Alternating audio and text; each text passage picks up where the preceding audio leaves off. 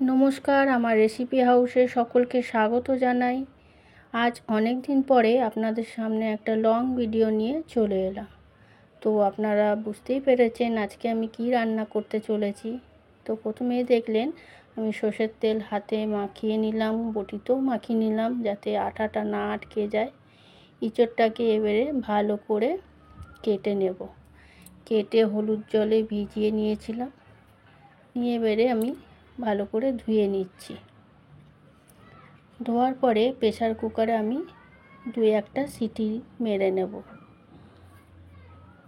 Pressure কুকারের মধ্যে নিলাম। এদিকে আমি এটা টমেটো, পেঁয়াজ, আদা, রসুন যা যা মশলা লাগবে আমার সব আমি কেটে রেডি করে নিচ্ছি।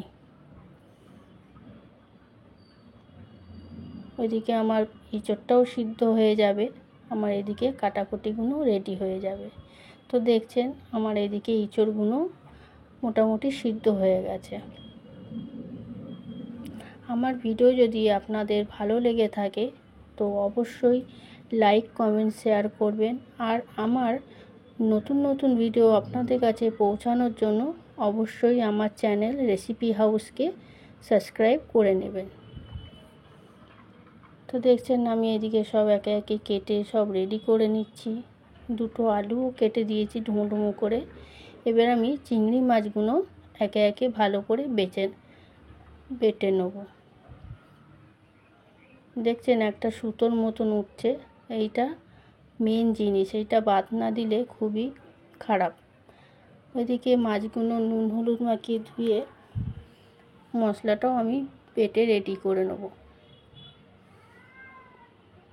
আদা, রসুন আর তার সাথে আমি কয়েকটা গোটা গোলমরিচ দিয়ে বেটে নিচ্ছি।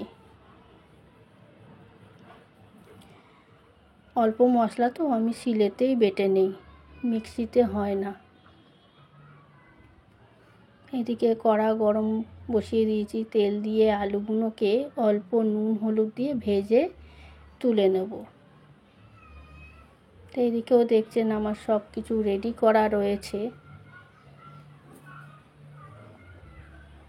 আলুগুলো তুলে নেওয়ার পরে ওই তেলেতেই আমি চিংড়ি মাছগুলো ভেজে নেব।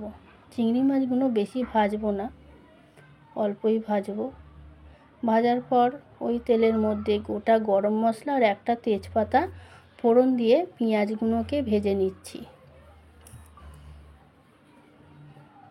তো দেখছেন পেঁয়াজগুলো আমার মোটামুটি ভাজা হয়ে গেছে।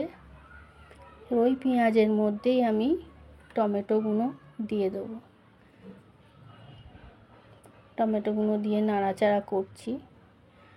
নাড়াচাড়া করার পরে বাটা মশলাটা যেটা বেটেছিলাম, আদা, রসুন, গোলমরিচের গুঁড়ো, উপর দিয়ে হলুদ, লঙ্কার গুঁড়ো আর জিরে ধনের গুঁড়ো দিয়ে মশলাটাকে ভালোভাবে কষিয়ে নেব যতক্ষণ না কাঁচা গন্ধটা ছেড়ে যায়।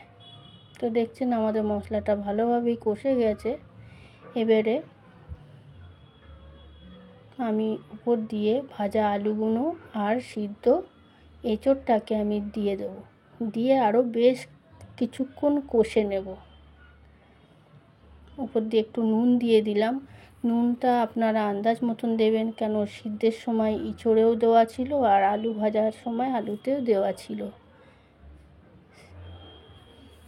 ভালো করে কষার পর এবারে চিংড়ি মাছগুলো দিয়ে দিলাম, দিয়ে আর একটু ভালো করে নাড়াচাড়া করব।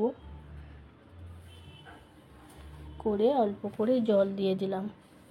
আলুগুলো তো আর প্রেসারে আমি সিদ্ধ করিনি, ওই জন্য আলুগুলো গলার জন্য আমি অল্প করে জল দিয়ে দিলাম।